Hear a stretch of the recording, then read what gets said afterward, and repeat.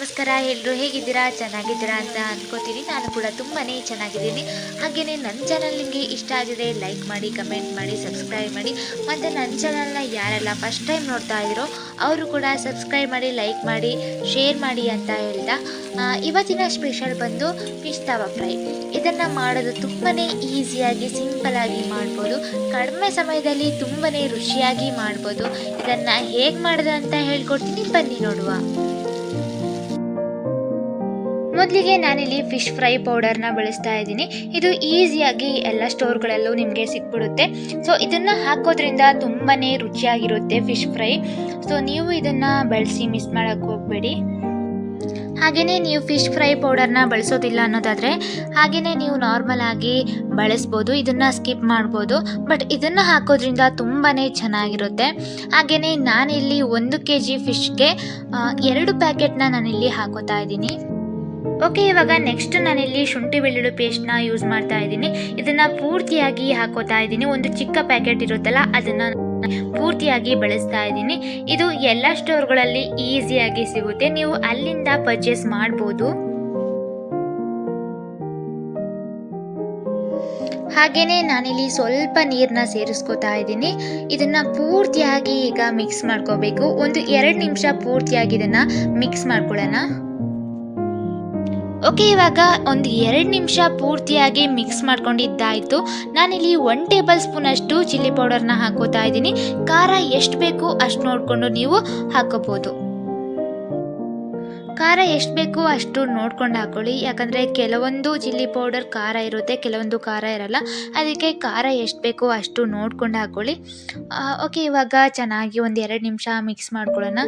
ಎಷ್ಟು ಚೆನ್ನಾಗಿ ನಾವು ಮಸಾಲೆ ನಾವು ರೆಡಿ ಮಾಡ್ಕೋತೀವಿ ಅಷ್ಟು ಚೆನ್ನಾಗಿ ನಮಗೆ ಫಿಶ್ ತವಾ ಫ್ರೈ ಚೆನ್ನಾಗಾಗುತ್ತೆ, ಸೂಪರಾಗಿರುತ್ತೆ ತಿನ್ನೋದಕ್ಕೆ. ಓಕೆ, ಇವಾಗ ನಾನಿಲ್ಲಿ ಸ್ವಲ್ಪ ಜೀರಾ ಪೌಡರ್ ಹಾಕೋತಾ ಇದ್ದೀನಿ. ಹಾಗೆಯೇ ಬ್ಲ್ಯಾಕ್ ಪೆಪ್ಪರ್ ಪೌಡರ್ನ ಹಾಕೋತಾ ಇದ್ದೀನಿ. ಇವು ಅಷ್ಟೇ ನಿಮಗೆ ಸ್ಟೋರ್ಗಳಲ್ಲಿ ಸಿಗುತ್ತೆ ಈಸಿಯಾಗಿ.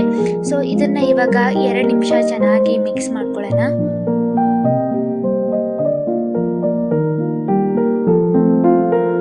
ನಾನಿಲ್ಲಿ ಮೊದಲಿಗೆ ಫಿಶ್ನೆಲ್ಲ ವಾಶ್ ಮಾಡಿಕೊಂಡು ಇಟ್ಟಿದ್ದೆ. ಅದರಲ್ಲಿ ಸ್ವಲ್ಪನೂ ಕೂಡ ನೀರಿರಬಾರ್ದು. ನೀರನ್ನೆಲ್ಲ ಹಿಂಡಿ ಆ ಮಸಾಲೆ ಜೊತೆಗೆ ನಾನು ಮಿಕ್ಸ್ ಮಾಡ್ಕೋತಾ ಇದ್ದೀನಿ.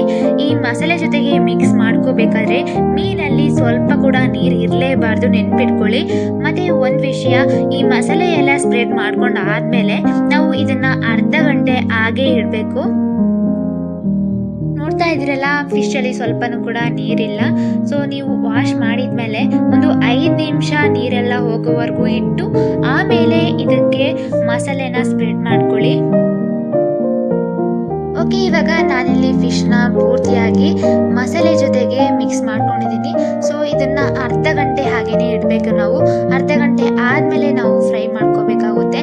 ಯಾಕಂದರೆ ಮೀನು ಪೂರ್ತಿಯಾಗಿ ಉಪ್ಪು ಖಾರ ಹುಳಿ ಎಲ್ಲ ಹೇಳ್ಕೊಂಡಿರಬೇಕು. ಅದಕ್ಕೋಸ್ಕರ ನಾವು ಇದನ್ನು ಅರ್ಧ ಗಂಟೆ ಇಡಬೇಕಾಗುತ್ತೆ. ಓಕೆ, ಇವಾಗ ಅರ್ಧ ಗಂಟೆ ಎಲ್ಲ ಆದಮೇಲೆ ತವನ ಬಿಸಿ ಮಾಡಿಕೊಂಡು ತವಕ್ಕೆ ಆಯಿಲ್ ಹಾಕ್ಕೊಂಡು ಆಯಿಲ್ ಸ್ವಲ್ಪ ಬಿಸಿ ಆದಮೇಲೆ ಫಿಶ್ನ ಈ ಥರ ಬಿಟ್ಟಿದ್ದೀನಿ. ಸೊ ಇದನ್ನು ನೀವು ಮೀಡಿಯಮ್ ಫ್ಲೇಮಲ್ಲೇ ನೀವು ಬೇಯಿಸ್ಕೋಬೇಕಾಗುತ್ತೆ.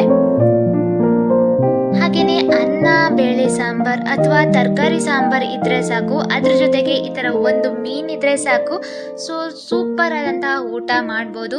ತುಂಬಾ ಚೆನ್ನಾಗಿರುತ್ತೆ. ಇಂತಹ ಫಿಶ್ನ ಈ ಥರ ಫ್ರೈ ಮಾಡಿ ತಿಂದರೆ ತುಂಬಾ ಚೆನ್ನಾಗಿರುತ್ತೆ. ಈ ಥರ ಈ ಫಿಶ್ಗೆ ಅಂತಲ್ಲ, ಯಾವುದೇ ಫಿಶ್ ತಂದರೂ ಈ ಥರ ಮಾಡಿದರೆ ತುಂಬಾ ಚೆನ್ನಾಗಿರುತ್ತೆ. ಓಕೆ, ಇವಾಗ ಒಂದು ಕಡೆ ಬೇಯಿಸಿದ್ಮೇಲೆ ಮತ್ತೊಂದು ಕಡೆ ಬೇಯಿಸ್ಲಿಕ್ಕೆ ಮಗ್ಚಿ ಹಾಕಬೇಕಾಗುತ್ತೆ. ಸೊ ಲೋ ಫ್ಲೇಮಲ್ಲೇ ಇಟ್ಕೊಂಡು ಅಥವಾ ಮೀಡಿಯಂ ಫ್ಲೇಮಲ್ಲೇ ಇಟ್ಕೊಂಡು ನೀವು ಇದನ್ನು ಬೇಯಿಸ್ಕೋಬೇಕಾಗುತ್ತೆ. ಓಕೆ, ಇವಾಗ ಎಲ್ಲ ಬೇಯಿಸಿದಾದ್ಮೇಲೆ ಕೊನೆಯದಾಗಿ ಇದಕ್ಕೆ ಕರಿಬೇವು ಸೊಪ್ಪು ಹಾಕ್ಬೋದು. ಕರಿಬೇವು ಸೊಪ್ಪು ಹಾಕೋದ್ರಿಂದ ಫ್ಲೇವರ್ ತುಂಬಾ ಚೆನ್ನಾಗಿರುತ್ತೆ. ಹಾಗೆಯೇ ಕಾಟ್ಲಾ, ಬಾಂಗ್ಡಾ ಅಥವಾ ಯಾವುದೇ ಥರ ನೀವು ಫಿಶ್ನ ಇಷ್ಟಪಟ್ಟರೆ ಈ ಥರ ಮಸಾಲೆ ರೆಡಿ ಮಾಡಿಕೊಂಡು ನೀವು ಮಾಡ್ಬೋದು. ತುಂಬಾ ಚೆನ್ನಾಗಿರುತ್ತೆ. ಒಮ್ಮೆ ಈ ಥರ ಟ್ರೈ ಮಾಡಿ ನೋಡಿ, ಮತ್ತೆ ಮತ್ತೆ ನೀವು ಮಾಡ್ತಾನೆ ಇರ್ತೀರಾ. ಹಾಗೆಯೇ ನೋಡಲಿಕ್ಕೆ ಎಷ್ಟು ಚೆನ್ನಾಗಿ ಕಾಣಿಸ್ತಿದೆ ಅಲ್ವಾ? ಮತ್ತು ಮಾಡಿ ತಿಂದರೆ ಹೆಂಗೆ ಟೇಸ್ಟ್ ಇರ್ಬೋದು ಅಲ್ವಾ? ಸೊ ನೀವು ಇದೇ ಥರ ಮಾಡಿ ತಿನ್ನಿ ಅಂತ ಹೇಳ್ತೀನಿ. ಒಮ್ಮೆ ಆದರೂ ಟ್ರೈ ಮಾಡಿ ನೋಡಿ ಹೇಗಿದೆ ಅಂತ ನನಗೆ ಕಮೆಂಟ್ ಮಾಡಿ ಹೇಳಿ. ಸೊ ನನ್ನ ಚಾನಲ್ ನಿಮಗೆ ಇಷ್ಟ ಆದರೆ ಕಮೆಂಟ್ ಮಾಡಿ, ಲೈಕ್ ಮಾಡಿ, ಸಬ್ಸ್ಕ್ರೈಬ್ ಮಾಡಿ. ಮತ್ತೆ ಸಿಗ್ತೀನಿ. Take care.